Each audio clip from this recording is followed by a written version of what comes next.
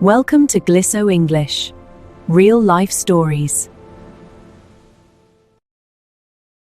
Imagine staying late at the office, only to see something that ruins your career if you speak up, and ruins your best friend's life if you stay silent. What would you do if you caught your boss cheating? Today, we are going to dive into a powerful, real-life drama called The Boss's Secret. As we listen to this gripping story, you will also learn advanced English vocabulary for workplace dilemmas, secrets, and difficult conversations. Get ready, let's begin. The clock on the office wall showed 8:30 p.m. The bullpen was empty, bathed in the soft fluorescent glow of the overhead lights. Everyone else had gone home hours ago, but I was still at my desk, determined to finish the quarterly marketing report. My eyes ached from staring at the spreadsheet, and the silence of the building was almost deafening. Needing a break and a fresh cup of coffee, I stood up and walked down the long, carpeted hallway toward the break room. As I passed the executive suites, I noticed a sliver of light spilling out from underneath the door of the main office. It belonged to my boss, Marcus. I paused, wondering if I should knock and say goodnight.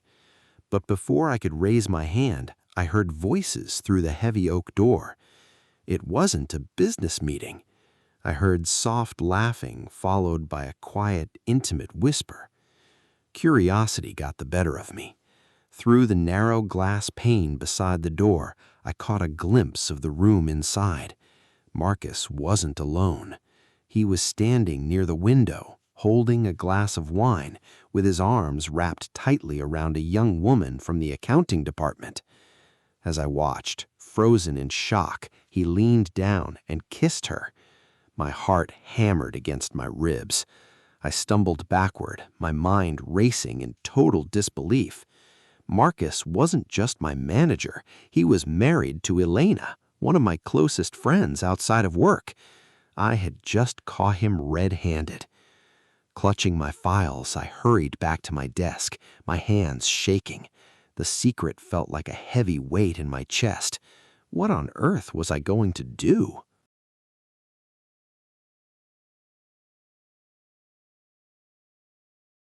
The weekend arrived far too quickly, bringing with it a dread I had never felt before. Saturday evening found me sitting at a candlelit table at our favorite Italian restaurant. Across from me sat Marcus, looking relaxed in a casual sweater, and beside him was Elena. Elena was glowing, laughing warmly as she shared a story about her weekend gardening project. She was one of those genuinely kind people who always made you feel like the most important person in the room. Every time she smiled at Marcus or reached over to gently pat his hand, my stomach twisted into a tight knot. I picked at my pasta, barely able to swallow a single bite. "Are you feeling all right?" Elena asked, her eyes filled with genuine concern as she noticed my empty plate. "You've barely touched your food." "Just a bit tired from a long week at the office," I lied, forcing a weak smile that felt completely fake. My eyes involuntarily drifted to Marcus, who was calmly sipping his red wine. For a split second, our eyes locked across the table. There was a strange, cold sharpness in his gaze, as if he was silently testing my loyalty right in front of his wife. I looked away immediately, my face burning with a mix of anger and intense anxiety. The betrayal felt alive, sitting right there at the table like an uninvited guest. If I told Elena the truth, I would shatter her world into a million pieces, and I would certainly destroy my career.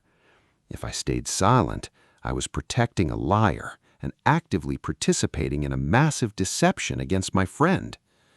As the dinner finally ended and we said our goodbyes on the sidewalk, Elena hugged me tightly.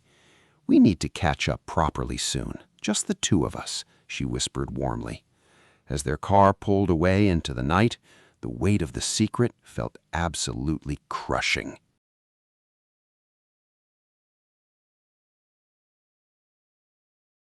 Monday morning arrived, and the atmosphere in the office felt thick with unspoken tension. I tried to keep my head down, focusing entirely on my computer screen and avoiding any unnecessary trips down the executive hallway. But around 11 o'clock, the internal phone on my desk rang, making me jump. It was Marcus's assistant, asking me to come to his office immediately for a brief meeting. My heart began to race as I walked down the carpeted corridor, my mind preparing for the worst. When I entered, Marcus was sitting behind his large mahogany desk, typing smoothly on his laptop. He looked up and offered a warm, professional smile that didn't quite reach his eyes. "Close the door and have a seat," he said calmly, gesturing to the leather chair across from him. I sat down, keeping my posture rigid and my hands folded tightly in my lap. He closed his laptop, leaned forward, and placed his hands flat on the desk. "I wanted to review your performance on the quarterly marketing report," Marcus began, his tone casual yet deliberate. "Your analysis was excellent." "Thank you, Marcus. I put a lot of effort into it," I replied, keeping my voice as neutral as possible. He nodded slowly, looking at me with a sharp, calculating intensity. "You know, management has been discussing the upcoming senior director promotion. Your name is at the top of our list, and I personally think you are the perfect fit for the role." I felt a sudden chill run down my spine as I realized where this conversation was heading. "However," Marcus said, his voice dropping slightly lower, "that position requires absolute loyalty and total discretion. We need leaders who understand that what happens within this company stays within this company, both professionally and personally." He leaned back in his chair, letting the threat settle over the room like a heavy fog. "I like to look out for the people who look out for me," he added, a cold, knowing smile appearing on his face. "Do we understand each other?" I swallowed hard, the corporate jargon failing to hide the blatant blackmail beneath his words. "Perfectly," I managed to say, my throat feeling incredibly dry. "Excellent," Marcus said, opening his laptop to dismiss me. "Keep up the hard work, and let's ensure a bright future for everyone involved." I walked out of his office, my hands trembling with a volatile mixture of fear and absolute fury.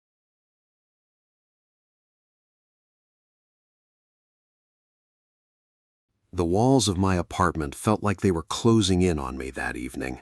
I couldn't sleep, and I couldn't stop replaying Marcus's veiled threats over and over in my head. Realizing I couldn't handle this immense pressure alone, I reached out to Arthur, a retired industry mentor who had guided me through the early stages of my career. We agreed to meet the next evening at a quiet, dimly lit coffee shop on the edge of town, far away from any corporate colleagues. Arthur listened in total silence as I laid out the entire situation, though I carefully changed the names to protect everyone's identity. I told him about the late-night discovery, the agonizing dinner with the spouse, and the terrifying conversation in Marcus's office. When I finally finished speaking, Arthur took a slow sip of his black coffee, his expression deeply serious. "You are standing in a professional minefield," Arthur said quietly, leaning across the small wooden table. "From a professional perspective, whistleblowing on an executive rarely ends well for the person holding the whistle. If you go to HR without absolute, undeniable proof, the company will naturally protect the executive to avoid a massive public scandal. They will find a quiet, legal way to terminate your employment or make your daily life so miserable that you will want to quit." "But Arthur, the spouse is a close friend of mine," I pleaded, my voice cracking under the emotional strain. "I understand your pain, but you must look before you leap," he warned gently. "Right now, it is your word against his, and he holds all the power, the money, and the corporate influence. If you choose to blow the whistle, you are essentially playing with fire. You need to weigh the pros and cons very carefully before you make a single move. If you decide to expose him, you cannot just rely on what you saw through a glass window. You need hard evidence that protects you. I walked out of the coffee shop into the cool night air, feeling even more conflicted than before. Arthur was entirely right about the professional danger, but my conscience was screaming at me that staying silent was no longer an option.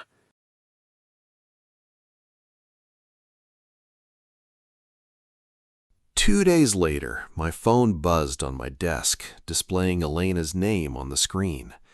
My heart immediately skipped a beat, and a familiar wave of anxiety washed over me. I took a deep breath, stepped out into the quiet stairwell, and answered the call. "Hey, Elena, is everything okay?" I asked, trying desperately to sound natural and upbeat. There was a long pause on the line, followed by a shaky, trembling breath that instantly broke my heart. "Not really," Elena whispered, her voice cracking as she tried to fight back tears. "I'm sorry to bother you at work, but I didn't know who else to call, and I'm just so confused." "What's wrong?" I asked, gripping the stairwell railing tightly as my stomach knotted up. "It's Marcus," she confessed, a sob escaping her throat. "He's been so distant lately. He stays at the office until midnight almost every night, and when he is home, he locks his phone and leaves the room to answer texts." "You work right down the hall from him," Elena pleaded, her voice desperate for reassurance. "Is there a massive project keeping him late, or am I just losing my mind and being paranoid?" The silence that followed stretched out for what felt like an eternity. I stood frozen, the heavy secret burning like fire in my chest as my friend wept on the other end of the line. I knew that a direct lie would protect Marcus and keep me safe, but it would actively betray the woman who trusted me completely. "Elena, you aren't losing your mind," I said carefully, choosing my words with extreme caution. "I don't know all the details, but he hasn't been working on any late-night marketing projects this week. If your gut is telling you that something is wrong, you should trust your instincts and look into it deeper." "What do you mean?" Elena asked quickly, catching the heavy hesitation in my voice. "I can't say more right now, Elena, but please just pay closer attention to his schedule and his actions," I urged gently. We hung up shortly after, and I leaned against the cold concrete wall of the stairwell, completely exhausted. The facade was cracking, and by dropping that subtle hint, I knew I had just crossed a point of no return.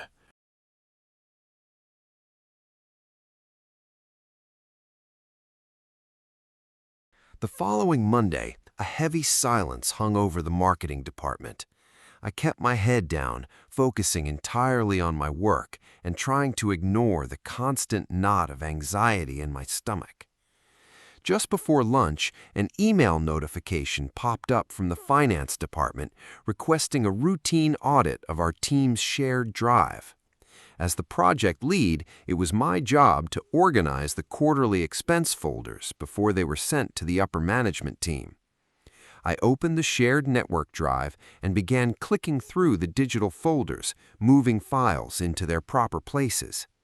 Suddenly, my mouse hovered over a restricted folder marked Executive Events, which had mistakenly been left open to my access level.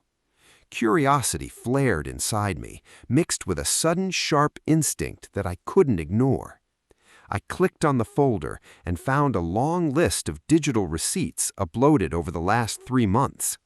As I scrolled through the files, my breath caught in my throat. There were multiple receipts for luxurious dinners at expensive French restaurants, always booked for 2 guests on nights Marcus supposedly stayed late. Even worse, there were digital invoices for weekend stays at a boutique hotel downtown, all paid for with the company's corporate credit card. I clicked on the latest hotel invoice and zoomed in on the attached breakdown of charges. Under the guest notes, Marcus had accidentally attached an email confirmation that clearly listed the second guest's name. It was the young woman from the accounting department. This wasn't just a personal affair anymore. It was a blatant misappropriation of company funds. Marcus was using the business budget to finance his secret relationship, leaving a clear digital trail of fraud behind him. My hands trembled as I realized that this was the undeniable hard evidence Arthur had warned me I would need to survive. I quickly inserted an encrypted flash drive into my computer and copied the entire folder, downloading every single invoice and receipt. As the progress bar reached 100%, I pulled the drive out and hid it safely in my pocket. The dynamic of the game had completely shifted, and I finally held the power to protect both my friend and myself.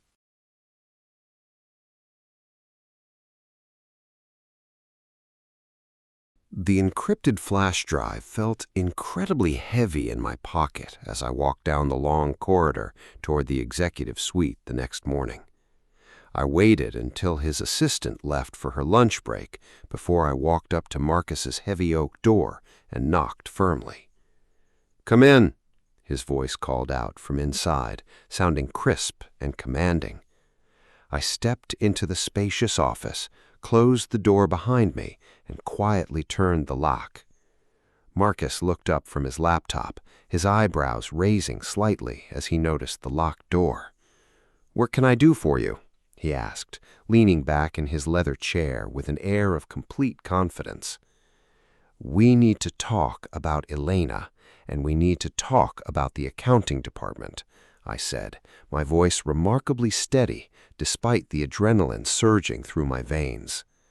The color instantly drained from Marcus's face, his confident posture vanishing in a split second.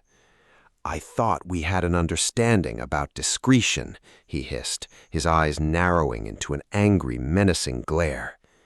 "I am not going to let you destroy my friend's life while you hide behind corporate threats," I replied, stepping closer to his desk. "You are going to sit down with Elena tonight and tell her the complete truth, or I will do it for you." Marcus let out a short, bitter laugh, trying desperately to regain control of the situation. "And who do you think management is going to believe?" he sneered, leaning forward aggressively. "It is your word against mine, and I can have you fired and blacklisted from this industry before you even leave this building." "I don't think so," I said quietly, pulling the black flash drive from my pocket and placing it firmly on the mahogany desk between us. "This contains every single hotel invoice, romantic dinner receipt, and email confirmation from the executive events folder. You didn't just betray your wife, Marcus. You used company funds to finance your affair. That is blatant corporate fraud, and if HR or the board of directors sees this, a lost promotion will be the least of your worries." Marcus stared at the small flash drive, his mouth opening slightly as absolute panic finally set in. "You are blackmailing me," he whispered, his voice trembling with a dangerous mixture of fear and pure rage. "No, I am giving you a single chance to do the right thing by your wife," I demanded, looking him dead in the eye. "You have until tomorrow morning to confess to Elena, or the truth comes out."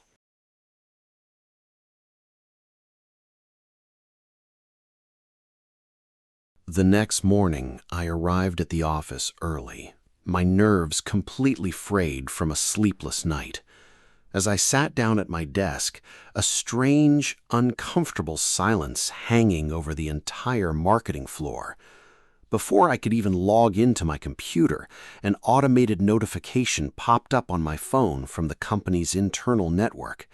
My access to the shared marketing drive had been completely revoked, and my official corporate email account was locked. Marcus hadn't confessed. Instead, he had launched a preemptive strike to discredit me and protect his own position. My phone rang a second later, and my heart dropped when I saw Elena's name flashing on the screen. I rushed back into the quiet stairwell and answered the call, preparing myself for the worst. "He told me everything," Elena sobbed, her voice sounding completely hollow and shattered. "He told me that you were trying to blackmail him with fake financial documents. He said you were angry about being passed over for a promotion and that you were trying to ruin our marriage out of spite." "Elena, listen to me very carefully," I pleaded, my voice urgent yet filled with deep empathy. "He is lying to you to save himself, and I can prove it. I need you to leave the house right now and meet me at the cafe down the street from your house in 20 minutes. The line went silent for a long, agonizing moment before Elena whispered a faint, heartbroken, "Okay." 20 minutes later, I walked into the quiet cafe and found Elena sitting in a corner booth, her eyes red and swollen from crying. Without saying a word, I sat down across from her, opened my personal laptop, and plugged in the encrypted flash drive. I turned the screen toward her, revealing the neatly organized folder filled with hotel invoices, corporate credit card receipts, and explicit email confirmations. As Elena scrolled through the undeniable hard evidence, the final remnants of Marcus's lies completely dissolved. She covered her mouth with her hand, a fresh wave of tears streaming down her face as the brutal truth finally sunk in. "I am so sorry, Elena," I said softly, reaching across the table to gently hold her shaking hand. "I wanted to protect you from this pain, but you deserve to know the truth about the person you trusted." Elena looked up at me through her tears, her expression shifting from total heartbreak to a fierce, quiet resolve. "Thank you for not letting me live a lie," she whispered, wiping her face as she closed the laptop. "Marcus thinks he has destroyed your career, but he has no idea what is coming for him next."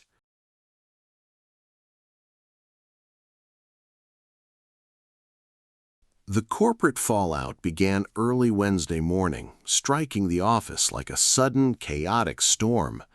I arrived at the building expecting security to escort me out, but instead I was immediately met by a senior representative from Human Resources. Elena had not stayed quiet. She had spent the previous evening filing a formal complaint, backed by copies of the files from my flash drive. I was led into a private conference room where 2 corporate attorneys and the head of HR were waiting to speak with me. They restored my network access and spent 3 hours meticulously reviewing the digital paper trail of Marcus's unauthorized expenses. By afternoon, the tension on the marketing floor was so thick you could cut it with a knife. Whispers rippled through the cubicles as security guards suddenly marched down the executive hallway toward Marcus's suite. A few minutes later, Marcus emerged from his office, his face pale and twisted in a mask of absolute humiliation. He was carrying a single cardboard box filled with his personal belongings, escorted directly to the elevator under guard. The company issued a brief formal email stating that Marcus had been suspended indefinitely pending the final results of an internal investigation.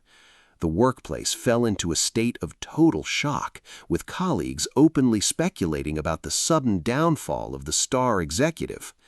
Outside of the office, the personal devastation was just as intense. I met Elena at her apartment that evening, finding the living room cluttered with packing boxes and legal documents. She was exhausted, her eyes heavy from a whirlwind of meetings with divorce lawyers, but her spirit wasn't broken. "It's going to be a long, ugly battle," Elena said quietly, pouring us both a cup of tea. "He tried to blame everyone else, but the evidence you saved left him with absolutely no defense. Navigating the awkwardness of the office and watching my friend's life completely fracture was incredibly painful. Yet, as we sat together in the quiet room, I knew the toxic illusion had finally been shattered, and the healing process could finally begin."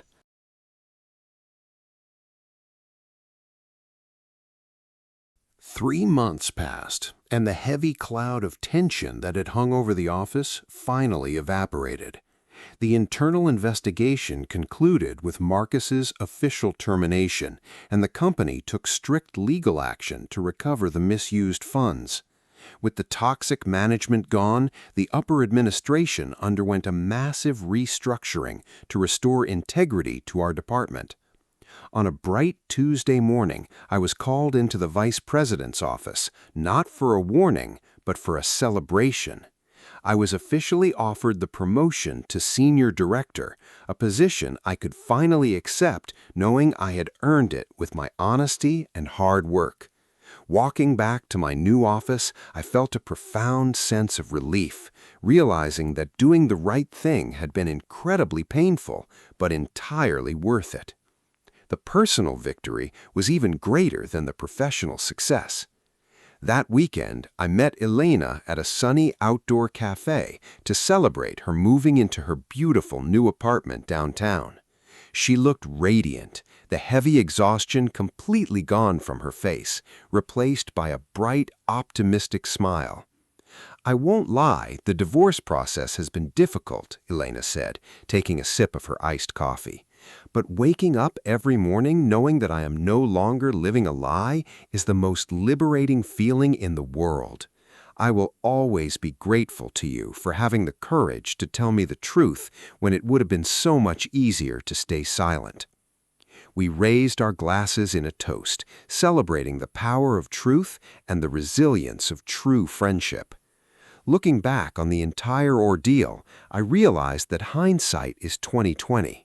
In life and in business, protecting your integrity might cost you some temporary peace, but it always leads to a stronger, more authentic foundation. I had survived the corporate minefield, saved my friend from a lifetime of deception, and turned over a beautiful new leaf. In the end, doing the right thing wasn't easy, but it saved a friendship and exposed the truth. Hindsight is always 20/20. Now, I want to hear from you. What would you have done if you were in this situation? Would you have confronted the boss first or gone straight to your friend? Let me know in the comments below. You can find all the vocabulary of the story down below in the description box. Don't forget to like this video if you enjoyed the story and subscribe to the channel for more real-life English listening practice. See you in the next story. Goodbye.